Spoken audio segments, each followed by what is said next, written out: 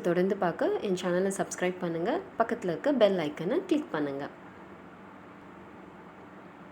இன்றைக்கி நம்ம இந்த வீடியோவில் வீட்லேயே நெய் எப்படி செய்கிறதுன்னு பார்க்க போகிறோம். இந்த நெய் செய்கிற ப்ராசஸ் வந்து ரொம்ப ஈஸியான ஒரு ப்ராசஸ்ஸுங்க. நம்ம டெய்லி வீட்டில் பால் காசுவோம் இல்லைங்களா, அந்த பாலில் ஃபார்ம் ஆகிற அந்த ஏடை வந்து நம்ம ஃபில்டர் பண்ணி தனியாக ஒரு ஏர்டைட் கண்டெய்னரில் போட்டு ஃப்ரிட்ஜில் சேவ் பண்ணிட்டு வரலாம். 7லேருந்து 10 டேஸ், அதாவது ஒரு வாரத்துலேருந்து 10 நாள் வரைக்கும் நீங்கள் வந்து அந்த ஏடை வந்து சேர்த்து வைக்கலாம். இப்போ இந்த ஏடு சேர்க்கும் போது என்ன பண்ணுறீங்கன்னா, ஏடு மட்டும் நம்ம ஸ்டோர் பண்ணாமல் கூடவே தயிர். இப்போ ஃபார் எக்ஸாம்பிள் இன்றைக்கி நான் வந்து கொஞ்சம் ஏடு எடுத்துருக்கேன் இல்லைங்களா, ஒரு ஸ்பூன் ஏடு இருக்கிற அளவில் கூட ஒரு 1லேருந்து 2 ஸ்பூன் அளவு தயிர் கூட சேர்ந்து கலந்து ஏர்டைட் கண்டெய்னரில் போட்டு ஸ்டோர் பண்ண போகிறேன் ஃப்ரிட்ஜில். நான் ரெகுலராக 7லேருந்து 10 டேஸ் வரைக்கும் நான் வந்து இந்த ஏடு வந்து எடுத்து ஸ்டோர் பண்ணுவேன்.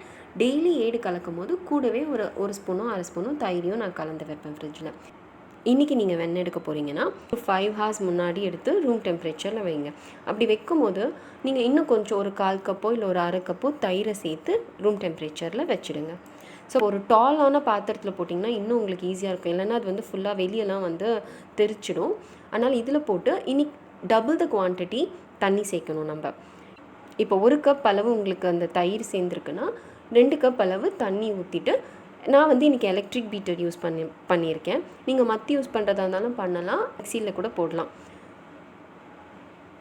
இப்போ நான் எலக்ட்ரிக் பீட்டர் யூஸ் பண்ணுறதுனால நான் வந்து 2 ஐஸ் க்யூப்ஸ் போட்டிருக்கேன். அது ஏன்னா எலக்ட்ரிக் பீட்டர் வந்து ரொம்ப ஃபாஸ்ட்டாக ரன் ஆகும் இல்லைங்களா, ஸோ அந்த டைமில் வந்து அந்த வெண்ணெய் வந்து உருகிடும் அந்த ஹீட்டில்.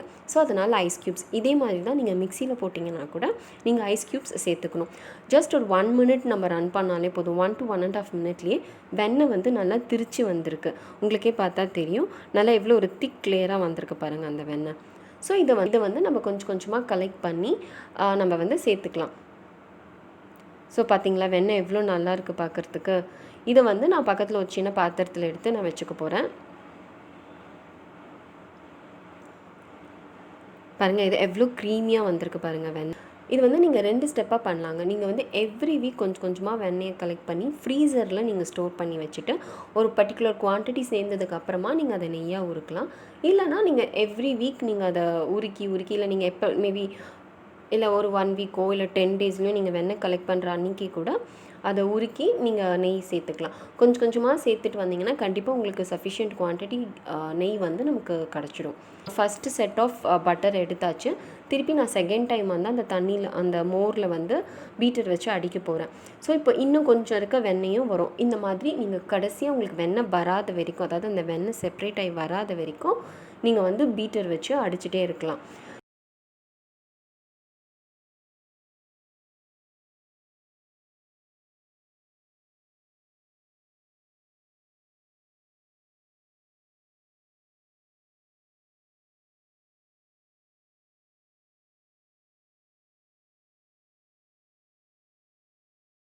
வந்து லைட்டாக கொஞ்சம் அங்கங்கே அந்த மோர் இருக்குது, அது பரவாயில்ல, அதை நம்ம இருத்துடலாம். நம்ம வெண்ணெய் காசும் போது அந்த மோரை வந்து நம்ம இருத்துடலாம். இப்போ பார்த்தீங்கன்னா நான் செகண்ட் டைம் போடும்போது எனக்கு வெண்ணெய் வந்து ஆக்சுவலாக ரொம்ப கம்மியாகிடுச்சு. ஸோ இதுக்கு மேலே நான் அடிக்க மாட்டேன், இந்த வெண்ணெயோடு ஸ்டாப் பண்ணிவிடுவேன். அப்புறம் இந்த தண்ணியை வந்து தூக்கி போட்டுறாதீங்க, இதை குடிக்கலாம். இது ரொம்ப ஹெல்த்தியும் கூட உடம்புக்கு நமக்கு. ஸோ பாருங்கள், வெண்ணெய் ஃபுல்லாக வந்துடுச்சு. இப்போது இந்த வெண்ணெய் வந்து நம்ம நெய்யாக உருக்கிக்கலாம்.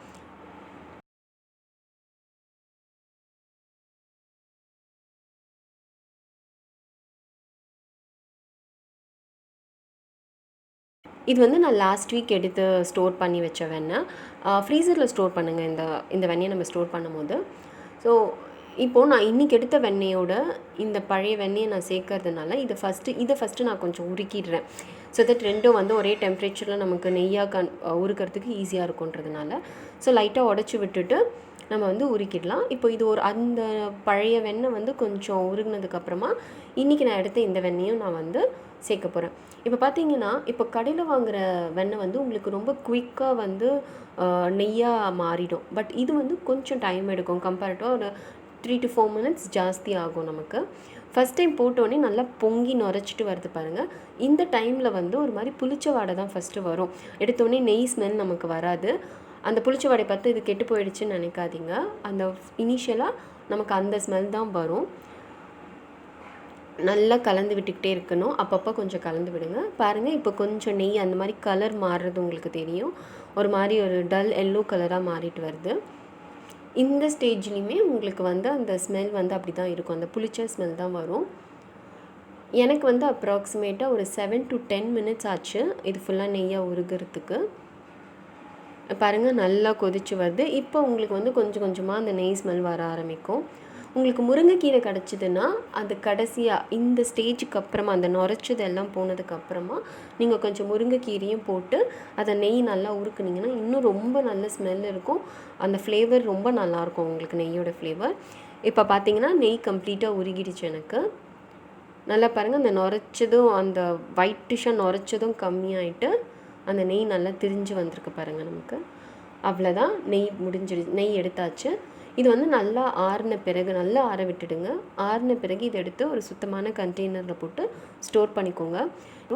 நம்ம கடையில் வாங்குகிற நெய்யை விட இது ரொம்ப ரொம்ப உடம்புக்கு நல்லது. குவான்டிட்டி கம்மியாக இருந்தாலும் எந்த ஒரு ப்ரிசர்வேட்டிவ்ஸுமே இல்லை இதில். ஸோ உங்கள் ஹெல்த்துக்கும் ரொம்ப நல்லது. ஹோப் இந்த வீடியோ உங்களுக்கு பிடிச்சிருக்கும்னு நினைக்கிறேன். பிடிச்சிருந்தால் என் சேனலை சப்ஸ்கிரைப் பண்ணுங்கள். தேங்க்யூ.